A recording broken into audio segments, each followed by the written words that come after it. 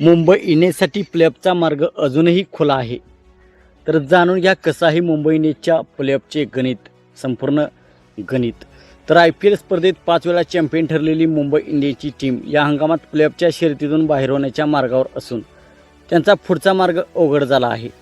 पण मुंबई अजूनही प्लेऑफमध्ये जाऊ शकते, पण त्याची वाट खूप कठीण झाली आहे. तर काल मुंबईचा सामना लखनौ सुपर जायंट्स विरुद्ध झाला. यामध्ये मुंबई इंडियन्सने विजय मिळवला. तर मुंबई इंडियन्सला या कठीण परिस्थितीत प्लेऑफमध्ये जाण्याचा सोपा रस्ता काय आहे, नेमकं कसलं जोडतोड करून मुंबई प्लेऑफमध्ये जाऊ शकते, हे संपूर्ण गणित आपण जाणून घेऊयात. मुंबई इंडियन्सचे आतापर्यंत 10 सामने झाले आहेत.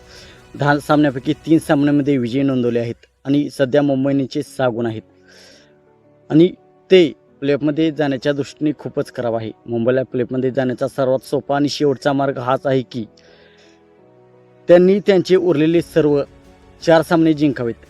तरीही अडचण अशी आहे की पुढचे सर्व सामने जिंकूनही मुंबई इंडियन्सची अंतिम 4मध्ये जागा पक्की होणार नाही, कारण मुंबईचा नेट रेट खूप खराब आहे. त्यामुळे त्यांना सुधारणा करण्याची गरज आहे. पुढचे 4 सामने जिंकून आणि नेट रेटमध्ये सुधारणा करूनही त्यांचे क्वालिफिकेशन निश्चित नाही.